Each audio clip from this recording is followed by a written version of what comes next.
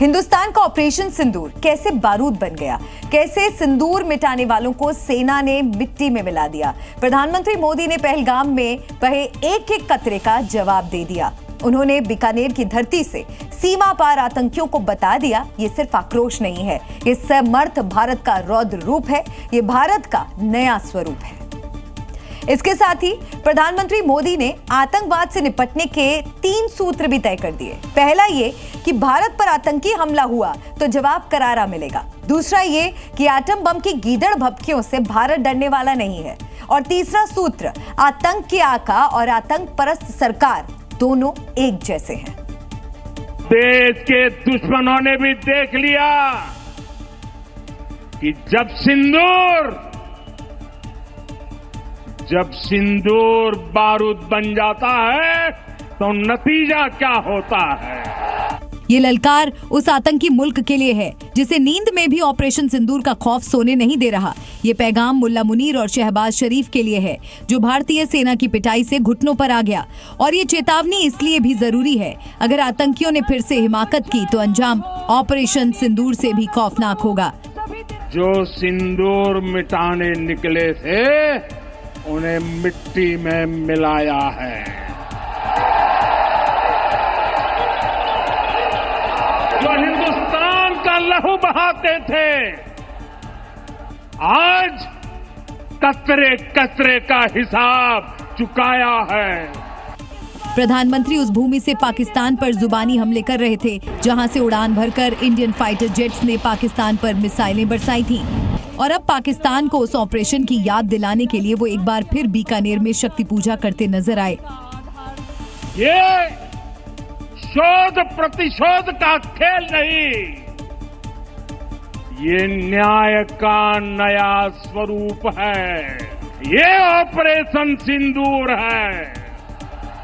ये सिर्फ आक्रोश नहीं है, ये समर्थ भारत का रौद्र रूप है। प्रधानमंत्री मोदी आज जिस नाला एयरबेस के विजिट पर थे वो रणनीतिक लिहाज से बेहद अहम है, क्योंकि बीकानेर के नाल एयरबेस की चपेट में पाकिस्तान के 6 एयरबेस आते हैं। यहां से आईएएफ के लिए सबसे पहला और सबसे आसान टारगेट है मुल्तान एयरबेस। इसके अलावा लाहौर और इस्लामाबाद एयरबेस भी जद में आएंगे, जबकि पेशावर, मुजफ्फराबाद और कराची भी आईएएफ के टारगेट पर आने के बाद बस चंद मिनट दूर है। यानी भविष्य में जंग हुई तो बीकानेर का नाल एयरबेस भारत के लिए गेम चेंजर साबित होगा, जबकि पाकिस्तान का काल, क्योंकि इसी एयरबेस से आतंक का सबसे बड़ा अड्डा यानी बहावलपुर का जैश हेडक्वार्टर महज 40 किलोमीटर दूर है। यानी आईएएफ इसी एयरबेस से जब चाहे टारगेट कर तबाह कर सकती है। हालांकि जैश का हेडक्वार्टर मिसाइल अटैक में पहले ही तबाह हो चुका है। 22 तारीख के हमले के जवाब में हमने 22 मिनट में आतंकियों के 9 सबसे बड़े ठिकाने तबाह कर दिए। यानी आतंक के अड्डे अब तबाह हो चुके हैं। अब नाल का टारगेट पाकिस्तान के वो एयरबेस है जिन पर पाकिस्तान को नाज है। स्ट्रैटेजिक लिहाज से देखें तो पाकिस्तान बॉर्डर महज 150 kilometre, Multan airbase 294 kilometre, Lahore airbase 402 kilometre, Islamabad airbase सिर्फ 630 किलोमीटर की दूरी पर है। इसी तरह पेशावर 687 किलोमीटर, मुजफ्फराबाद 704 किलोमीटर और 719 किलोमीटर दूर मौजूद कराची एयरबेस भी बीकानेर के नाल एयरबेस की जद में है।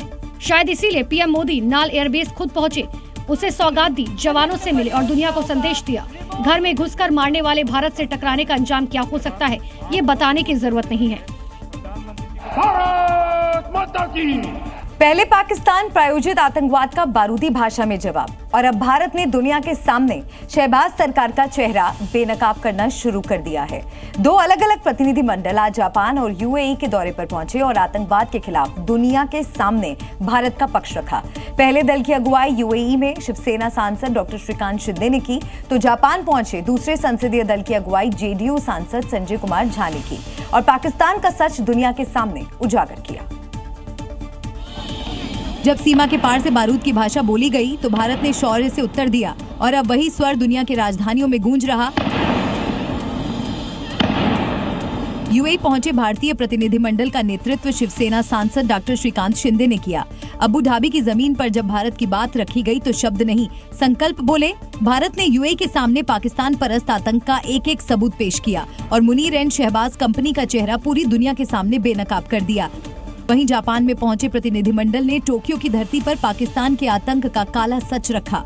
जेडीयू सांसद संजय कुमार झा के नेतृत्व में इस दल ने ऑपरेशन सिंदूर को आतंक के खिलाफ एक जिम्मेदार और टारगेटेड कार्रवाई के रूप में प्रस्तुत किया।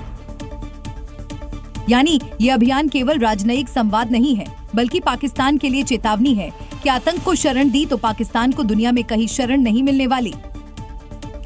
पाकिस्तान को बेनकाब करने के लिए भारत का डेलीगेशन विदेश दौरे पर है, तो दूसरी तरफ सीज फायर पर देश के सियासतदान फायर हो चुके हैं। विपक्ष के तमाम नेता सवाल उठा रहे हैं, जब पहलगाम के आतंकियों का खात्मा ही नहीं हुआ, फिर सीज फायर क्यों? जिस पर देश की सियासत फिर सुलगने लगी है, लेकिन सियासी बयानबाजी से पहले विदेश मंत्री एस जयशंकर ने सीज फायर की पूरी पिक्चर क्लियर कर दी। उन्होंने साफ कर दिया कैसे सीज फायर के लिए पाकिस्तान गिड़गिड़ा रहा था। उन्होंने कहा, सैन्य कार्रवाई बंद करने के लिए पाकिस्तान ने गुहार लगाई, गोलीबारी बंद करने के लिए भारत पाकिस्तान में सीधी बात हुई। हमने सभी देशों को बताया पाकिस्तान पहले भारत से संपर्क करे, फिर भी अगर आतंकी पाकिस्तान में हैं, तो हम उन्हें वहीं पर मार गिराएंगे। लेकिन इन सब के बीच देश की सियासत में अब भी वही सवाल उठ रहे हैं, सीज फायर क्यों? आपने पहले युद्ध किया, आपने फिर सीज फायर किया, प्रेसिडेंट ट्रम्प आया बीच में, आपने 50-60 सांसदों को विदेश यात्रा पर भेज दिया। लेकिन मुख्य प्रश्न है कि वो 6 आतंकवादी कहाँ? जिस ढंग से ऑपरेशन सिंदूर को सफलतापूर्वक चला करके पाकिस्तान में जमे हुए आतंकवादी अड्डों को समूल नष्ट करने का काम भारतीय सेना ने किया है। मैं बहुत बहुत अभिनंदन करता हूं भारतीय सेनाओं का, आभार प्रकट करता हूं माननीय प्रधानमंत्री नरेंद्र मोदी जी का। हालांकि केंद्र सरकार की तरफ से क्लियर कर दिया गया, ऑपरेशन सिंदूर स्थगित हुआ है, खत्म नहीं। ऐसे में आतंकी मुल्क पाकिस्तान को सबक सिखाने के लिए हर मोर्चे पर भारत पूरी तरह से अड़िग है। पाकिस्तान से अब बात सिर्फ पीओके पर होगी। हिंदुस्तान ने एक बार फिर क्लियर कर दिया है, यानी सिंधु समझौता के लिए बार बार भारत के सामने हाथ फैलाने वाला पाकिस्तान यूं ही बूंद बूंद पानी के लिए तरसता रहेगा। क्योंकि पानी और खून एक साथ नहीं बह सकते, ट्रेड और टेरर साथ साथ नहीं चल सकते। प्रधानमंत्री मोदी के इस बयान को एक बार फिर विदेश मंत्रालय ने दोहराया है। सिंधु समझौते पर एक बार फिर पाकिस्तान को तगड़ा जवाब दिया है। On the question of Indus Waters Treaty, I am again repeating myself.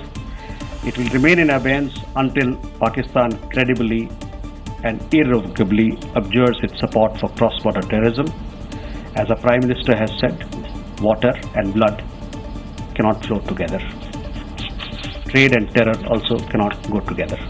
विदेश मंत्रालय ने ये भी कहा कि भारत पाकिस्तान के साथ बात करने को तैयार है, लेकिन भारत की तरफ से दी गई आतंकियों की लिस्ट और आतंकियों के सौंपने पर बात होगी। रणधीर जायसवाल ने साफ साफ कहा कि टॉक और टेरर एक साथ नहीं चल सकते। मतलब ये कि पाकिस्तान जिस तरह बूंद बूंद के लिए मगरमच्छ के आंसू बहा रहा है, वो मुराद इस बार पूरी नहीं हो सकती जब तक पीओके और आतंकवाद पर बात नहीं होती। 9 मई की तारीख पाकिस्तान को अब सालों तक याद रहेगी, क्योंकि इस दिन भारत ने उसकी सबसे बड़ी साजिश पर सीधा हमला किया। आईएसआई की खुफिया इमारत जो साजिशों का अड्डा बनी हुई थी, बीएसएफ ने उसे ध्वस्त कर दिया।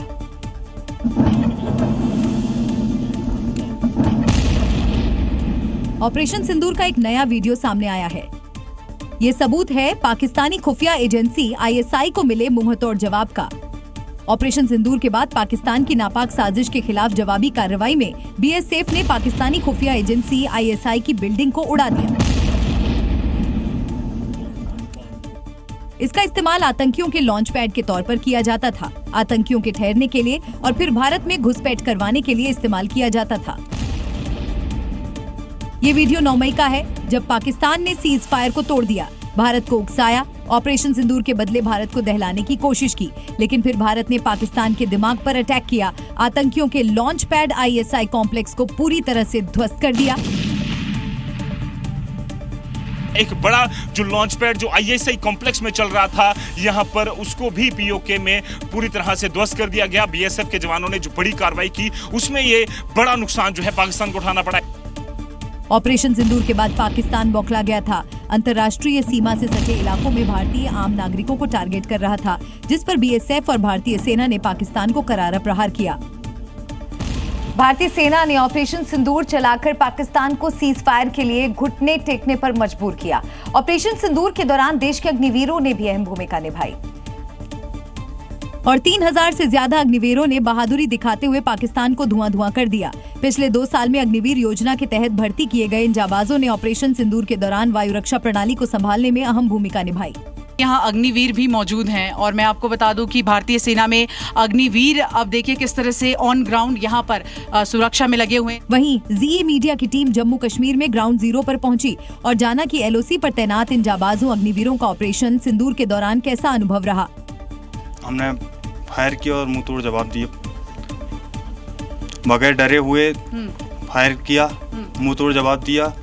हम इधर ही थे जब फायर हो रहा था, तो हमने अपना जो ये गन एरिया है उसको इस प्रकार से साइटेड किया गया है कि दुश्मन का फायर इस पे इतना इफेक्टिव ना हो।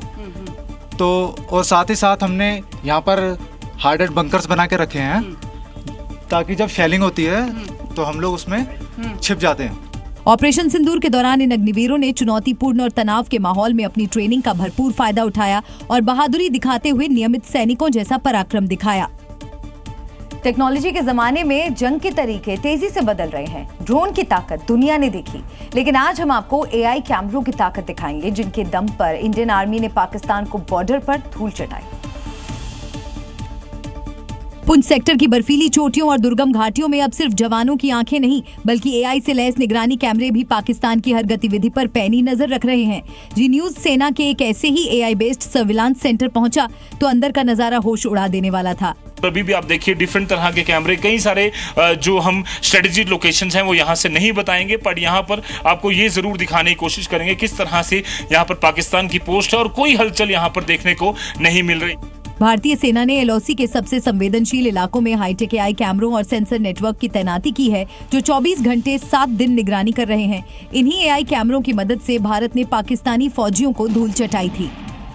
तो हमने इस सर्विलेंस AI बेस्ड सर्विलेंस को देखते हुए हमने ये देखा दुश्मन कहाँ से फायर कर रहा है और ये हमने अपने दोस्तों को बताया कि उस जगह पे दुश्मन पर फायर डाले और दुश्मन को तबाह करे। ये हमने बहुत ही जल्दी उनकी 5 चौकियों को ध्वस्त कर दिया था। यानी भारत सेना अब बॉर्डर पर अत्याधुनिक तकनीक से लैस होकर किसी भी खतरे से निपटने के लिए पूरी तरह सक्षम और समर्थ है।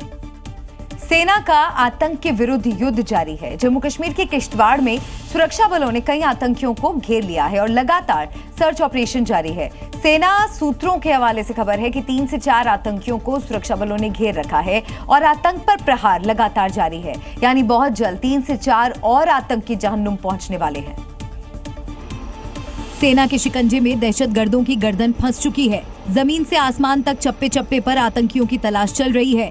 जंगल में हथियारबंद सैनिक सर्च ऑपरेशन चला रहे हैं। रास्तों पर बंदरबख्त गाड़ियों से घेराबंदी की गई है तो आसमान से हेलीकॉप्टर की मदद से भी दहशतगर्दों की तलाश जारी है। यानी कोई भी आतंकी बचकर ना जाने पाए, इसका पूरा इंतजाम हो चुका है। दरअसल सुरक्षा एजेंसियों को सूचना मिली थी कि चटरू के सिन्हपोरा इलाके में आतंकी छिपे हैं। सूचना मिलते ही सुरक्षा बलों ने इलाके को घेर लिया। आतंकियों ने खुद को घिरा देख सुरक्षा बलों पर फायरिंग शुरू कर दी। सुरक्षा बलों ने भी जवाबी कार्रवाई की। दोनों ओर से गोलीबारी हुई है। जिस इलाके में इस वक्त मुठभेड़ चल रही है वो इलाका कश्मीर के अनंतनाग से लगता है। हो सकता है कि ये आतंकी भी कश्मीर से ही आए हों। फिलहाल इलाके में आतंकियों का तलाशी अभियान चल रहा है। जल्द ही कुछ और आतंकियों का विकेट गिरने की खबर सामने आएगी। जब आतंक के खिलाफ भारत ने स्ट्राइक की तो दुनिया भर के नकाब ओढ़े देश बिलों से बाहर आ गए, लेकिन आज यही लोग अमेरिका में हुई गोलीबारी की घटना पर चुप्पी साधे हैं, क्योंकि अमेरिका के वॉशिंगटन DC में 2 लोगों की सिर्फ इसलिए गोली मारकर हत्या कर दी गई क्योंकि वो दोनों इजरायली थे।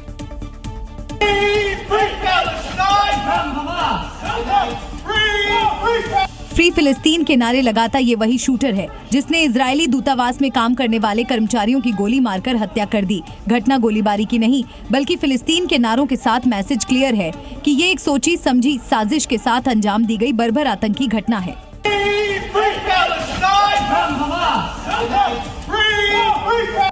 घटना के वक्त दोनों कर्मचारी यहूदी संग्रहालय में आयोजित एक कार्यक्रम में हिस्सा लेने जा रहे थे जब उन पर गोलियां चलाई गईं। वहीं घटना के बाद इजरायली प्रधानमंत्री नेतन्याहू ने ऐलान किया है कि हमास को हराने तक इजरायल की जंग जारी रहेगी, फिर चाहे उन्हें अकेले ही क्यों न लड़ना पड़े। छत्तीसगढ़ के जंगलों में सुरक्षा बलों का ऑपरेशन अब इतिहास लिख रहा है। नारायणपुर के घने जंगलों में मुठभेड़ हुई जो सिर्फ एनकाउंटर नहीं बल्कि नक्सलवाद पर सीधा प्रहार है। इसमें सुरक्षा बलों ने 27 नक्सलियों को ढेर किया, जिनमें उनका बड़ा कमांडर बसवा राजू भी शामिल है। तो वहीं इस ऑपरेशन में नक्सलियों से लोहा लेते हुए 2 वीर जवान शहीद हो गए। बरामद हुए हथियार का जखीरा देखिए, जिसमें राइफल, गोलियां और मैगजीन बताने के लिए काफी है कि नक्सलियों ने कितना बड़ा हमला प्लान किया था। लेकिन नक्सलियों के मंसूबे कामयाब होने से पहले सुरक्षा बलों ने उनका सफाया कर दिया। दरअसल छत्तीसगढ़ के घने जंगलों में गोलियों की आवाज गूंजी और उसके बाद सामने आई लाशें नक्सलियों की। ये वही लोग थे जो खुद को जंगल का कानून समझते थे, लेकिन इस बार कानून खुद चलकर उनके अड्डे पर पहुंच गया। नारायणपुर और उसके पास के जिलों की सीमा पर चले इस ऑपरेशन में पुलिस और विशेष टीम ने जिस तरह से मोर्चा संभाला, वो नक्सल प्रभावित इलाकों में अब तक की सबसे बड़ी कार्रवाई मानी जा रही है। ढेर हुए नक्सलियों में एक नाम सबसे खास है। उनका टॉप कमांडर बसवा राजू था, जिसकी तलाश कई सालों से थी। जो पिछले 3-4 दिनों से जो ऑपरेशन चलाया गया, उसमें बहुत बड़ी सफलता के रूप में 27 माओवादियों को निष्क्रिय किया गया और माओवाद के जो शीर्षतम नेतृत्व बसवा राजू को निष्क्रिय करने में भी हमारी टीम कामयाब हुई है। नक्सलवाद अब सिर्फ डर नहीं खो रहा, बल्कि जमीन भी हार रहा है और अब ये लड़ाई आखिरी दौर में है, जहां सुरक्षा बलों की हर गोली का निशाना सिर्फ एक है, वो है नक्सलियों का अंत। उत्तर प्रदेश के संभल में एक बार फिर सीएम योगी का बुलडोजर गर्जा। यहाँ प्रशासन ने अवैध निर्माण कर बनाई गई दुकानों और पुलिस सहायता केंद्र को बुलडोजर से गिरा दिया और संभल प्रशासन के अतिक्रमण के खिलाफ एक्शन की तस्वीरें भी सामने आई, जिसमें बुलडोजर अवैध निर्माण को ध्वस्त करता हुआ दिखाई दिया। अवैध निर्माण के खिलाफ ये बुलडोजर कार्रवाई चंदौसी इलाके में हुई। यहाँ शहर की सड़कों और चौराहों पर कब्जा कर लोगों ने अवैध दुकानें बना रखी थी, जिन्हें प्रशासन ने बुलडोजर से मिट्टी में मिला दिया। चंदौली की मुख्य सड़कों और चौराहों पर अतिक्रमण के खिलाफ कार्रवाई के दौरान पुलिस सहायता केंद्र को भी नहीं बख्शा गया। प्रशासन ने चौराहे पर अवैध तरीके से बनाए गए इस पुलिस सहायता केंद्र को भी बुलडोजर से जमींदोज कर दिया। संभल प्रशासन की इस कार्रवाई से दुकानदारों में हड़कंप मच गया। अमेरिकी राष्ट्रपति डोनाल्ड ट्रंप का व्हाइट हाउस में एक बार फिर से आक्रामक अंदाज देखने को मिला। वे यूक्रेन के राष्ट्रपति वोलोदिमीर ज़ेलेंस्की के बाद अब दक्षिण अफ्रीका के राष्ट्रपति से भिड़ गए और व्हाइट हाउस में साउथ अफ्रीका के राष्ट्रपति सिरिल रामाफोसा के साथ मुलाकात के दौरान तीखी बहस की और इस दौरान भरपूर ड्रामा देखने को मिला। दरअसल व्हाइट हाउस में ट्रंप और रामाफोसा के बीच मीटिंग चल रही थी। इस दौरान ट्रंप ने अचानक मीटिंग में नस्लवाद का मुद्दा उठा दिया। रामाफोसा ने इस पर जवाब देते हुए सभी आरोपों को खारिज कर दिया। रामाफोसा पर आरोप लगाने के बाद भी ट्रंप शांत नहीं रहे और ट्रंप ने अपनी बात को सही साबित करने के लिए वीडियो सबूत होने का दावा किया। Documentaries, we have news stories, and is Natalie here? Somebody here to turn that? I could show you a couple of things. और ट्रंप ने ये बयान देते ही और व्हाइट हाउस की बिग स्क्रीन पर एक वीडियो चलवा दिया और वीडियो सबूत के तौर पर पेश करते हुए कहा कि दक्षिण अफ्रीका में हजारों श्वेत किसानों की हत्या हुई है। इसके बाद ट्रंप दक्षिण अफ्रीका के राष्ट्रपति रामाफोसा को मीडिया में छपे हुए कुछ आर्टिकल भी दिखाते नजर आए। अमेरिकी राष्ट्रपति ट्रंप और दक्षिण अफ्रीका के राष्ट्रपति के बीच व्हाइट हाउस में हुई ये पहली बहस नहीं है। इससे पहले भी यहाँ ट्रंप और यूक्रेन के राष्ट्रपति ज़ेलेंस्की के बीच जोरदार बहस के बाद हाई वोल्टेज ड्रामा देखने को मिला था। योगी सरकार ने उत्तर प्रदेश के मदरसों को हाईटेक बनाने का फैसला किया है, जहां के छात्र अब निजी स्कूलों के छात्रों को टक्कर देंगे। इस बदलाव के पीछे मदरसे के बच्चों को मुख्यधारा की शिक्षा से जोड़ना है और योगी सरकार के इस कदम से मदरसों में खुशी की लहर दौड़ पड़ी।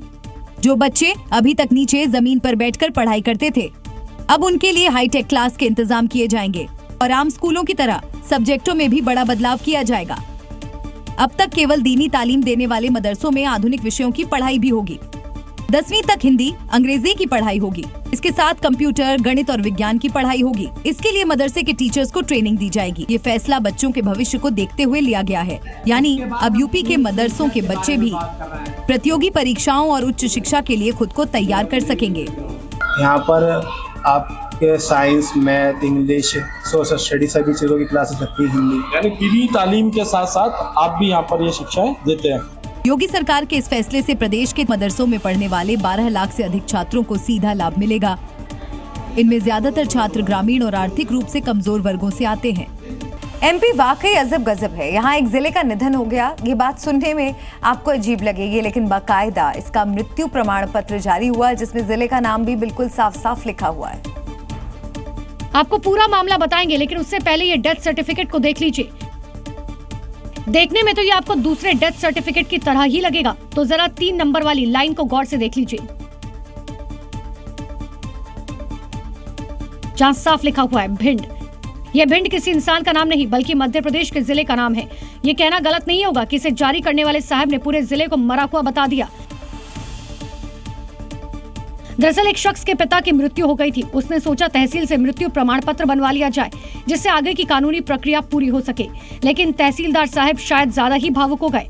दावा किया जा रहा है कि तहसीलदार ने ऐसा मृत्यु प्रमाण पत्र बनाया जिसमें पूरे भिंड को ही खत्म कर डाला। जब इसे जारी करने वाले तहसीलदार साहब से बात की गई, उन्होंने सफाई देते हुए इसका पूरा ठीकरा लोक सेवा संचालक पर थोप दिया। मिस्टेक लोक सेवा संचालक के द्वारा की गई है। उसने ये गलत फॉर्म भर दिया है। हमारे यहाँ क्या है, उस पर डिजिटल साइन होते हैं। क्या आपने कभी गुस्से में अपने बच्चे को झूठा, चोर या नकारा कहा है? अगर ऐसे शब्द आप भी इस्तेमाल करते हैं तो संभल जाइए, क्योंकि आपका बोला एक शब्द भी बच्चे के आत्मसम्मान को तोड़ सकता है, जो किसी बड़ी घटना का कारण भी बन सकता है। पश्चिम बंगाल से एक ऐसी ही दिल को दहला देने वाली घटना सामने आई, जहां एक चिप्स के पैकेट के चक्कर में एक घर का चिराग बुझ गया। माँ, मैंने चोरी नहीं की। जरा सोचिए, अगर किसी के बच्चे ने ये शब्द कहे होते और वो आखिरी बार कहे होते। पश्चिम बंगाल के पांचकुरा में एक ऐसी ही घटना सामने आई है, जहां 13 साल का कृष्णेंदु घर से चिप्स खरीदने निकला था, लेकिन दुकान पर दुकानदार नहीं था तो उसने बाहर पड़े चिप्स के पैकेट को उठा लिया। लेकिन दुकानदार ने बच्चे पर चोरी का आरोप लगाते हुए बेइज्जत किया। सरेआम हुई बेइज्जती से 7वीं क्लास में पढ़ने वाला कृष्णेंदु इतना दुखी हुआ कि उसने जहर पीकर जान दे दी। इस घटना के बाद पूरा इलाका सदमे में है, साथ ही वो समाज भी सवालों में है जहां बच्चों के साथ ऐसा सलूक किया जाता है। अपने बच्चों को गलतियों से सीखने दीजिए, उन्हें अपराधी मत बनाइए, ताकि कोई दूसरा कृष्णेंदु आत्मसम्मान के लिए और खुद को सही साबित करने के लिए अपनी जान न दे। दिल्ली एनसीआर में कल भीषण तूफान ने जमकर कहर बरपाया। कहीं पेड़ गिर गए, कहीं होर्डिंग्स टूट गए। बारिश से राहत तो मिली, लेकिन तूफान से जनजीवन पूरी तरह अस्त व्यस्त हो गया। पुष्प विहार के सेक्टर 4 में एक बड़ा पेड़ उखड़कर वाहन पर गिर गया। घटना के समय वाहन खाली था। अगर उसमें कोई होता तो वो घायल भी हो सकता था। भले ही आंधी तूफान तो चला गया, लेकिन अपनी निशानियां छोड़ गया है। ISIBT के पास एक पूरा पेड़ जड़ से उखड़ गया। पास में ही एक बस शेल्टर था, लोग उसमें शरण लिए हुए थे आंधी तूफान से बचने के लिए, लेकिन राहत की बात रही कि पेड़ उन लोग पर नहीं गिरा। अब ये देखिए, कल देर शाम दिल्ली में आंधी तूफान में कैसा कहर मचाया। तस्वीरें उत्तर पूर्वी दिल्ली के वेलकम इलाके की हैं, जहां पेड़ के गिरने से स्कूल की दीवार गिर गई और कई कारें भी क्षतिग्रस्त हो गई। ये तस्वीर है हजरत निजामुद्दीन पुलिस स्टेशन के पास की, जहां एक पेड़ गिर गया जिससे 2 गाड़ियां क्षतिग्रस्त हो गईं। निजामुद्दीन फ्लाईओवर के पास मेन रोड पर तो एक खंभा ही कुदरत के कहर की भेंट चढ़ गया। दिल्ली ने यूपी में भी आंधी तूफान ने जमकर कहर बरपाया। यूपी के शहरों में भीषण तूफान ने तबाही के ऐसे निशान छोड़े जो काफी डरावने हैं। ये तस्वीरें हमीरपुर की है, जहां आंधी तूफान ने कैसा तांडव काटा उसे देखिए। कहीं पेड़ जड़ से उखड़ गया तो कहीं दीवार गिर गई। 52 इलाके में तेज आंधी और बारिश आई, जिसमें बिजली का खंभा और पेड़ टूट गया। इससे इलाके में बिजली सप्लाई बाधित हुई। अमरोहा में भी कुदरत के कहर ने जमकर कहर बरपाया, जिसकी बानगी साबित करने के लिए ये तस्वीरें काफी हैं। तेज आंधी और तूफान में पेड़ गिर गए। राहत की बात ये रही, इस दौरान वहां कोई मौजूद नहीं था, वरना उसकी जान भी जा सकती थी। आंधी तूफान के असर से एटा भी अछूत नहीं रहा। ये तस्वीरें आंधी तूफान के बाद आई तबाही की। देखिए, बिजली का पोल कार पर गिर गया, जिससे कार में सवार लोग घायल हुए। अब आपको वो तस्वीरें भी दिखाते हैं जब आंधी तूफान में जमकर कहर मचाया। कुछ घंटों की बारिश ने ग्रेटर नोएडा वेस्ट में तबाही मचाई। कहीं बिल्डर के प्रोजेक्ट का जाल लटक रहा है तो कहीं पाइप गिरने से कार क्षतिग्रस्त हो गई। तेज आंधी और बारिश का कहर नोएडा ग्रेटर नोएडा एक्सप्रेसवे पर भी देखने को मिला, जहां तूफान के कारण एक्सप्रेसवे पर लगा एक साइन बोर्ड सड़क पर गिर गया।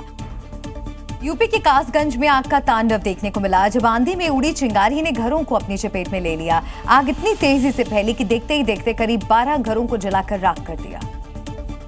इन लपटों में लोगों के आशियाने राख हो रहे हैं। अपने घर को जलता हुआ ये गांव वाले भीगी आंखों से देख रहे हैं। ये कर भी क्या सकते हैं? इस कलयुग में कौन अग्नि पर विजय पाया है? ये आग तो बस अपने मन मुताबिक तबाही मचाती है। तस्वीरें लहरा इलाके की हैं, जहां आग ने ऐसा तांडव मचाया कि करीब 1 दर्जन लोगों के आशियाने राख हो गए। एक तो ये आग और ऊपर से तेज आंधी, दोनों ने एक दूसरे का हाथ पकड़कर पूरे गांव में तबाही मचा दी। तेज आंधी तो मानो इन लपटों का हाथ पकड़कर उन्हें आगे बढ़ने में मदद कर रही थी। पल पल ये आग अपना दायरा बढ़ाती जा रही थी। एक के बाद एक झोपड़ियां राख होती जा रही थी और गांव वाले बस इस अग्नि तांडव को दूर से खड़े होकर देख रहे थे। ऐसा नहीं है कि गांव वालों ने इन लपटों पर काबू पाने की कोशिश नहीं की, लेकिन हवाओं के साथ बढ़ती ये आग गांव वालों से कहां काबू होने वाली थी। अफरा तफरी के माहौल के बीच दमकलों को मामले की सूचना दी गई। सूचना पर पहुंची दमकल की टीम ने घंटों दम दिखाया, तब जाकर कहीं इन लपटों पर काबू पाया गया। यूपी के बहराइच में अवैध मस्जिद पर एक्शन से पहले ही मुस्लिमों ने खुद से मस्जिद गिरा दी, जिसका निर्माण सरकारी जमीन पर हुआ था। प्रशासन की तरफ से कुछ दिन पहले ही नोटिस जारी किया गया था, जिसके बाद खुद स्थानीय लोग मस्जिद गिराने पहुंच गए और बिना बुलडोजर की मदद से मस्जिद गिराने लगे। मस्जिद का निर्माण सरकारी जमीन पर हुआ था। जमीन पर जबरन अतिक्रमण कर धार्मिक ढांचे का निर्माण करवाया गया था, लेकिन जब पुलिस प्रशासन की टीम नोटिस देने के बाद मौके पर पहुंची, उससे पहले ही वहां के लोग मस्जिद गिराने लगे। ये तस्वीर बहराइच के मोतीपुर इलाके की है, जहां अवैध मस्जिद को खुद मस्जिद कमेटी और ग्रामीणों ने मिलकर आपसी सहमति से गिरा दिया। इस घटना का वीडियो अब सोशल मीडिया पर तेजी से वायरल हो रहा है। स्थानीय लोगों ने दावा किया कि मस्जिद का निर्माण बिना किसी कानूनी अनुमति से किया गया था, जो सरकारी जमीन थी। अब जब प्रशासन की तरफ से वार्निंग दी गई, तो मुस्लिमों ने खुद संज्ञान लेते हुए अवैध निर्माण को मिट्टी में मिला दिया। पंजाब पुलिस का ड्रग्स माफिया पर ताबड़तोड़ एक्शन जारी है। अपराध की काली कमाई को नेस्तनाबूद करने में सीएम मान के बुलडोजर लगातार गरज रहे हैं। इसी कड़ी में अमृतसर में भी एक बड़ी बुलडोजर कार्रवाई देखने को मिली।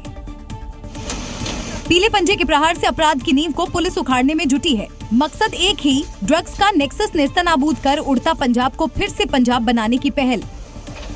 तस्वीरों में देखा जा सकता है किस तरह बुलडोजर ड्रग माफिया के ठिकानों को ध्वस्त कर रहा है, ताकि अपराध से कमाई पाई मिट्टी में मिलाई जा सके। जो भी ये काला धंधा करके, ये हेरोइन का धंधा करके ये अपनी संपत्तियां बना रहे हैं, इनके खिलाफ सख्त से सख्त कार्रवाई की जाए। आज हम यहाँ पे आए हैं, सिविल प्रशासन भी हमारे साथ है, पुलिस प्रशासन भी है। हम सपोर्ट कर रहे हैं कि जो ये नाजायज़ कब्जे पे इलीगली कंस्ट्रक्टेड बिल्डिंग है, इसकी आज यहाँ पे डिमोलिशन जारी है। दरअसल अमृतसर ग्रामीण में जग्गा और सत्ता नाम के 2 दुर्दांत ड्रग्स तस्करों ने हीरोइन की तस्करी कर बेअताह पैसा कमाया और फिर इसी पैसे से ऊंची ऊंची हवेलियां बनवाई। लेकिन काली कमाई की नींव पर खड़ी अपराध की ये हवेली ज्यादा वक्त तक टिक नहीं पाई। तस्वीरों में देखा जा सकता है किस तरह प्रशासन ने अपराध की कमाई से बनी इन हवेलियों को मिट्टी में मिला दिया। बनारस की बनारसी साड़ियां पूरी दुनिया में अपनी खास पहचान रखती हैं, लेकिन इस बार बनारसी साड़ी देशभक्ति के रंग में रंगी है। वाराणसी के कारीगरों ने ऐसी साड़ी तैयार की है जो भारतीय सेना के शौर्य और पराक्रम की मिसाल बन गई है। ये कोई आम बनारसी साड़ी नहीं है, इसमें बुना गया है भारतीय सेना का शौर्य, तकनीक और गर्व। भारतीय सेना के शौर्य और पराक्रम की मिसाल ये खास साड़ी वाराणसी के कारीगरों ने तैयार की है, जिसमें ऑपरेशनल सिंदूर की झलक दिखाई दे रही है। इस साड़ी की हर बुनावट में सिर्फ धागे नहीं है, इसमें जाबाजों की वीरता, समर्पण और भारतीय सेना के तीनों अंगों को सम्मान देने की भावना है। इस साड़ी पर एयर डिफेंस सिस्टम S-400, भारतीय युद्धपोत INS विक्रांत, वायुसेना के लड़ाकू विमान राफेल और पाकिस्तान को करारा जवाब देने वाली ब्रह्मोस मिसाइल को बारीकी से उकेरा गया है। देशभक्ति के रंगों में रंगी इस साड़ी को बनाने वाले कारीगरों का मकसद देश के हर नागरिक को यह एहसास कराना कि हमारी सेना सिर्फ सीमा पर नहीं, हमारे दिलों में भी है। योगी सरकार में उत्तर प्रदेश के बड़े बड़े माफिया मिट्टी में मिल चुके हैं, लेकिन जो कुछ बचे हैं उन माफियाओं की फिर से डुगडुगी बजने लगी है। इस बार चंदौली में गैंगस्टर विकास यादव के घर को कुर्क कर लिया गया। ये सिर्फ डुगडुगी नहीं, यूपी में बचे कुचे माफियाओं के लिए खतरे की घंटी है। अपराधियों के खिलाफ एक बार फिर से कार्रवाई शुरू हो गई है और अपराध की नींव पर बने गैंगस्टर के घर और मकान कुर्क किए जा रहे हैं। गैंगस्टर का नाम विकास यादव है, जिसके अवैध संपत्तियों को कोर्ट के आदेश पर कुर्क किया जा रहा है। भारी पुलिस फोर्स की मौजूदगी में अपराधी के खिलाफ कार्रवाई की गई। अपराधी पर गौवध, आर्म्स एक्ट जैसे गंभीर मुकदमे दर्ज हैं। ऐसे में कोर्ट से गैंगस्टर एक्ट में कार्रवाई का आदेश दिया गया और फौरन पुलिस की टीम अवैध निर्माण को कुर्क करने पहुंच गई। योगी फोर्स के इस एक्शन से तमाम अपराधियों में भी टेंशन होने लगी है, क्योंकि यूपी में अपराधियों के लिए भागने के सारे दरवाजे बंद हो चुके हैं। बिहार में पूर्ण शराबबंदी लागू होने के बावजूद शराब की तस्करी धड़ल्ले से जारी है। अब तो आरोपी शराब तस्करी के लिए नए नए तरीके अपना रहे हैं, जिसे देख खुद पुलिस वाले भी हैरान हैं। और शराब माफिया अब तस्करी के लिए गाड़ियों में तहखाना बना रहे हैं। कुछ ऐसा ही मामला बिहार के बांका से सामने आया, जहां तस्करों से गाड़ी में तहखाना बनाकर उसने भारी मात्रा में शराब छिपाई थी, लेकिन पुलिस ने शराब तस्करों को धर दबोचा। पुलिस ने अवैध शराब के खिलाफ ये कार्रवाई पंजवारा थाना इलाके में की, जहां चेकिंग के दौरान पुलिस ने एक गाड़ी को रोका तो गाड़ी का ड्राइवर से पूछताछ में शक होने पर गाड़ी को थाने ले लाई। जहां उसकी चेकिंग की गई तो गाड़ी से करीब 130 लीटर विदेशी शराब बरामद हुई। गाड़ी में बनाए गए तहखाने से कई ब्रांड की 344 बोतलें जब्त की हैं। पुलिस ने मामला दर्ज कर गाड़ी चला रहे युवक को गिरफ्तार किया और उसे जेल भेज दिया है। पंजाब के संगरूर जिले में आज भीषण अग्निकांड हुआ। यहां पराली के ढेर में आग लगने के बाद हड़कंप मच गया, जिसके बाद चारों ओर अफरा तफरी मच गई। और पराली के ढेर में लगी इस भीषण आग का भयावह वीडियो भी सामने आया है, जिसमें आग लगने के बाद इलाके में पूरा इलाका धुधु कर जलता दिखाई दिया।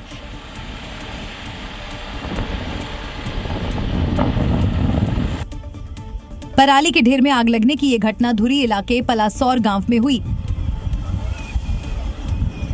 जहां अचानक पराली की ढेर में आग लग गई और तेज हवा की वजह से फैलती चली गई।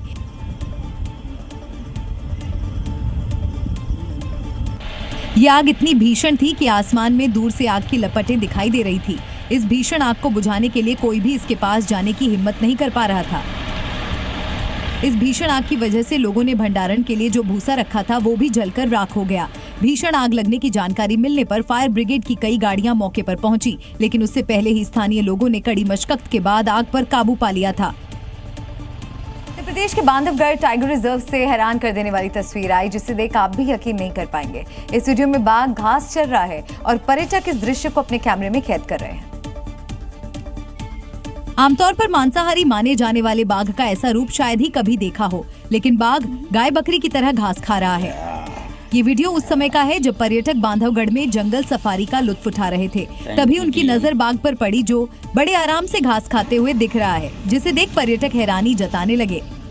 हालांकि बाघ के घास खाने के पीछे कई तर्क दिए जा रहे हैं। दावा किया जा रहा है कि कई बार बाघ या अन्य शिकारी जानवर पाचन सुधारने या पेट दर्द जैसी समस्याओं के चलते घास खाने लगते हैं। घास जो है उनका पेट साफ रखने में मदद करता है। भले ही ये दृश्य मजाकिया लगे, लेकिन जंगली जीव भी अपना इलाज खुद करना जानते हैं, जैसा विशेषज्ञों ने बताया।